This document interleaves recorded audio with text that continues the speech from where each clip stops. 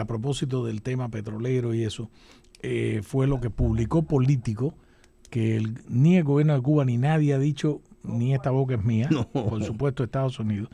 Y lo que Político publicó entonces, el jueves creo, fue que Estados Unidos estaba sopesando, contemplando, considerando, dijo Andrés, un bloqueo naval total para impedir que la entrada de crudo a Cuba. ¿Qué fue lo que pasó después? Bueno, hubo primero un reporte de Reuters, en el caso de México, que México estaba viendo qué hacía, si Pemex, si enviaba, si no enviaba. Después vino ayer la revelación de Bloomberg, donde dijo que efectivamente Pemex había cancelado un envío de crudo a Cuba para enero, para finales de enero, es decir, hoy martes 27, que debía haber llegado a Cuba y que no llegó. Y hoy la presidenta de México, en ese lenguaje cantinflesco, básicamente lo que confirma es y dice que en cualquier momento se va a reanudar, se ha parado, se ha vuelto a reanudar y todo eso. El hecho de fondo es que aquel titular de Político de que Estados Unidos estaba sopesando un bloqueo naval total a Cuba para impedir la entrada de petróleo, Andrés, sin bloqueo, en los hechos está ocurriendo. Bueno. Digo, puede ser que entre un vaquito de papel, mi amigo fiel, pero nadie le está mandando nada. Pero nadie, primero porque no tienen poder adquisitivo. Segundo, lo que dijo Nápoles sí llama la atención, el vocero de la Cancillería chino, que dijo, bueno, seguiremos ayudando a Cuba. No, además China no da petróleo, China coge petróleo. China coge petróleo. China consume petróleo. Y cuidado, Cuba no sea uno de los que le haya revendido. De los que le haya revendido a China, muy probablemente. Probablemente. Entonces, ¿era Venezuela o México? México desmayó y Venezuela no existe ya para ellos. Y el barquito aquel que estaban trayendo de Togo, el que salió de Togo, no llegó. Tuvo que virar, no tuvo un final feliz. Se desvió para otro lado. Para otra ruta. Entonces, también la semana pasada... Todo se derrumbó dentro de mí. Entonces, dicho eso, miren quién ha entrado por ahí, Elías Acosta. Ha entrado mira, con un pelado, con la brigada técnica. La brigada técnica aquí. Pronto para Venezuela. Pronto para Venezuela. Pronto para Venezuela. Se dice por ahí. Exactamente. Óyeme, Andrés, el tema, ahora que tú dices, Togo se desvió o todo se derrumbó.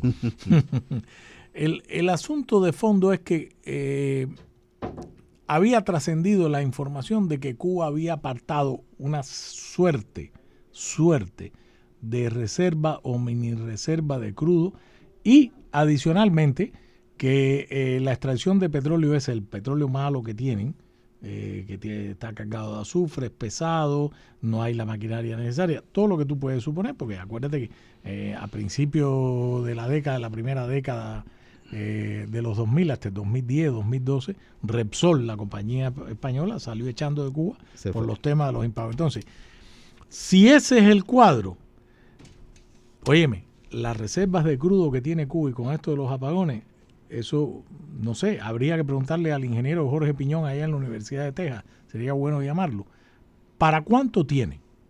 Porque tengo un amigo que estuvo revisando en esa cosa de los satélites, los mapas, no había ningún barco, según hasta donde él detectó, hay un portal por ahí que se llama Marítimo y no sé cuánto, que tú sigues cómo está el movimiento de los barcos. Exacto, y te dicen la bandera, qué tipo de carguero es, etcétera, etcétera. No había nada con destino a Cuba, no sé que de anoche para acá ellos hayan pedido auxilio a los rusos o lo que fuere. Que cuidado los rusos no quieran tirarle alguna cosita. Si eso es así, el país puede entrar en colapso más rápido de lo que pensamos, Más rápido de lo que estamos pensando nosotros. El cuento que me hicieron, hoy me hicieron un cuento, una persona, repito, que vino de Cuba. El cuento es que tiene una amiga cuya madre, de una familia, como le llaman, integrada, cuya madre enferma, le da un paro cardíaco. La llevan al Calixto García. En el Calixto García la atienden como fuera. La trasladan un día después con una ambulancia que esta amiga de este señor que me lo contó consiguió al cardiovascular. ¿Tú te acuerdas que sí, cómo no? Al cardiovascular. En el momento que está entrando, que la iban a llevar a cirugía, hay un apagón. Y del piso en el que estaba, que creo que era el segundo, al piso cuarto o quinto, la mujer falleció. Se quedó trabada en el ascensor. No hubo manera de meterle en un quirófano. Estaba apagado todo en un hospital, sí, claro. En el Hospital Cardiovascular de La Habana. Terrible. Vamos a ver, vamos a ver. Ya yo, terrible. O sea, yo lo que deseo es que eso se mueva en algún sentido, me da igual si es golpe de Estado, rebelión popular, que Trump le tira un cohete, que ellos le da Raúl Castro, que ellos les da miedo y cuadran con en lo que decíamos ahorita, lo que decía Mary Anastasia O'Grady de Venezuela y de Delcy, que le interesa más el poder que la ideología. Lo mismo pasa en Cuba. Esa gente no tiene ideología, porque lo que decíamos, la ideología ya murió. Lenin ya no da para nada. Y Martí para ellos, que era el sustento ideológico. No, pero Martí no es una tesis económica. No, pero ellos manejaron la figura de Martí. Sí, hoy la siguen manejando. Hoy, entre hoy y mañana, la famosa marcha de las antorchas ahí frente a la Universidad de La Habana. Claro. Usted abre el periódico Granma hoy, yo lo abrí a las 4, a las 5 de la mañana, buscando a ver qué iban a hacer. Claro, porque y entonces ponen una imagen de la escalinata de la Universidad de La Habana, todo apagado, y aquel discurso, la llama eterna y no sé cuánta cosa, del pobre Martí. Ellos han identificado... Se han apropiado de la figura de Martí. No, de la nación. Ellos han identificado castrismo con nación y han tergiversado todo ese legado, que eso es algo sobre lo que hay que en algún momento pensar, pero lo primero hay que pensar en ver cómo se mueve eso. Entonces, lo que te decía, al igual que Delcy, a estas alturas ellos les interesa más el poder y la riqueza que la ideología. La ideología ahí... O sea, tú lo que estás diciendo es que si muere Raúl, te voy a poner un escenario. Sí, es que no tiene que morir Raúl. Raúl vivo la película puede ser distinta. Claro, no, yo creo que, o sea, pensar que Raúl se va a resistir a preservar el dinero y preservar el poder frente a los americanos, yo no creo eso. A Raúl lo que le interesa es el poder y el dinero, ya, y a la familia de Raúl. Es importante pensar en la familia.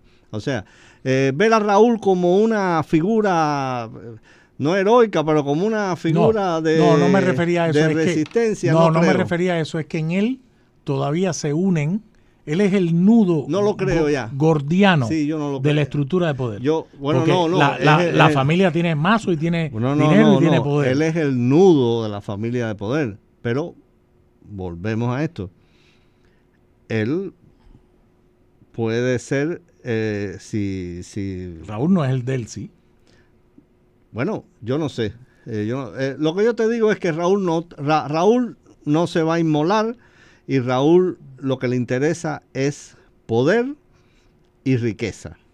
Preservar el poder y la riqueza. Yo creo que su lógica lo va a llevar por ahí si es que la mente le está funcionando. Pero tú estás hablando de un hombre racional y que entiende la política. No. Estás hablando de un hombre racional. No, Raúl es un tipo racional. Sí, pero dicho eso, voy a seguir tu línea de pensamiento. Sí. A los 94 años, enfermo como está, sordo como está, que no tiene nada que perder salvo salvar a su familia, al cangrejito, al tuerto, al otro. ¿Hay algo menor para él que eso? No, pero esa gente pueden tener un futuro en Moscú, en Turquía, con esa estilla que tienen, que se han robado al pueblo cubano, que lo han esquilmado.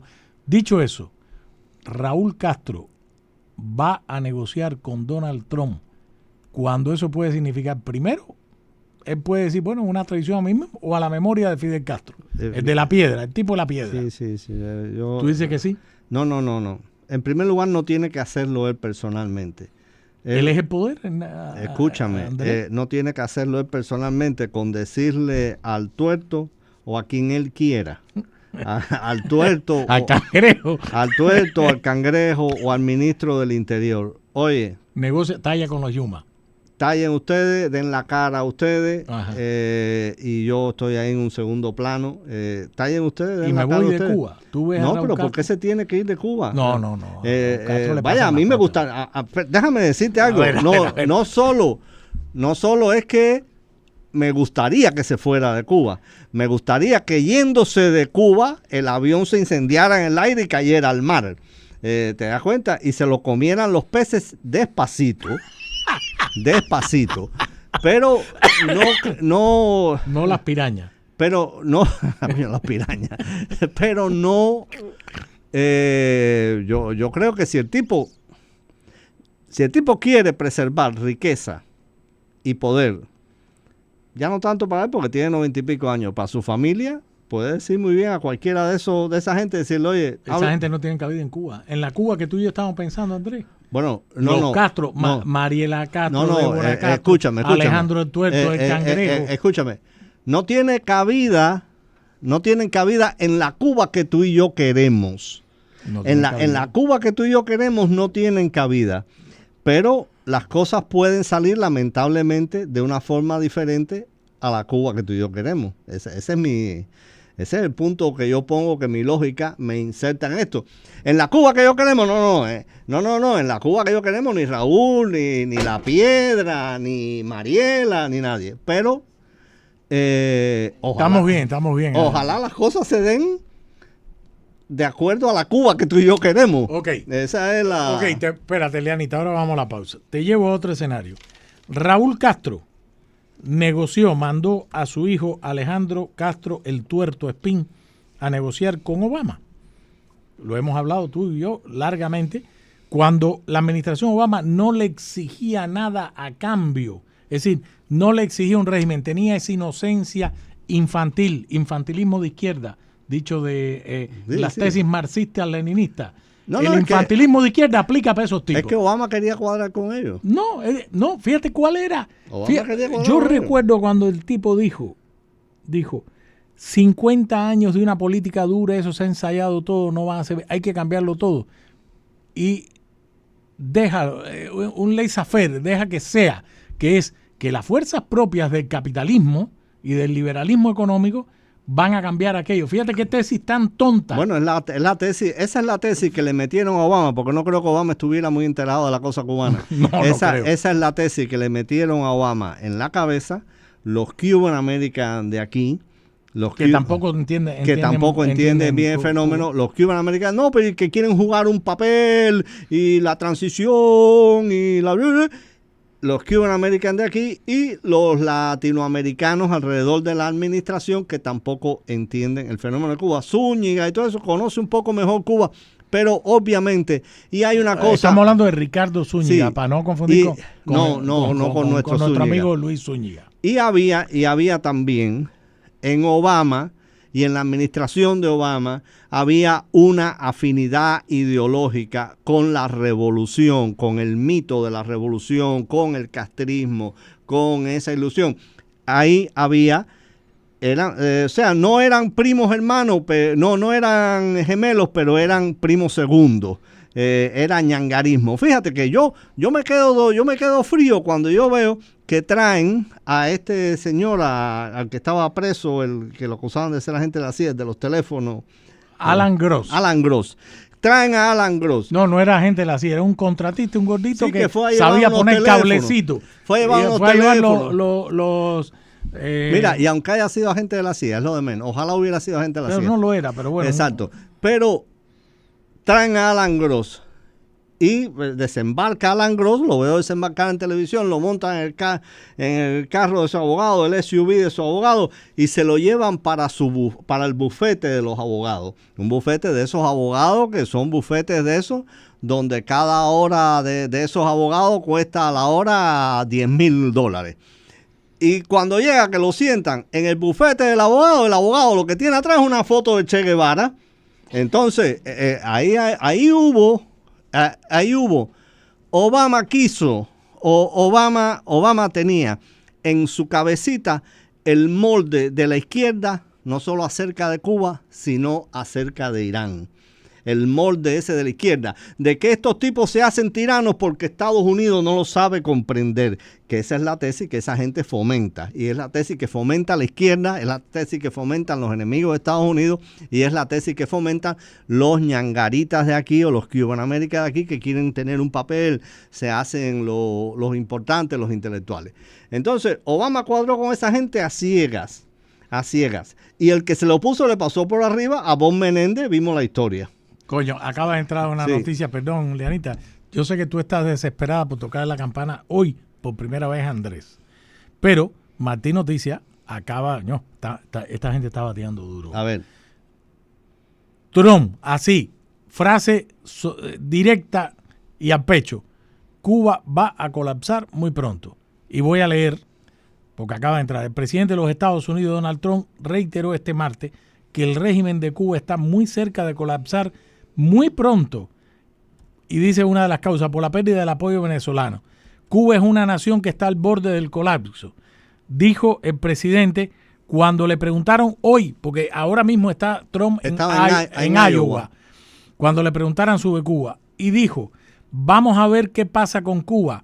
Recibían dinero de Venezuela, cosa que ya ha dicho, recibían petróleo de Venezuela, pero ya no reciben nada de eso.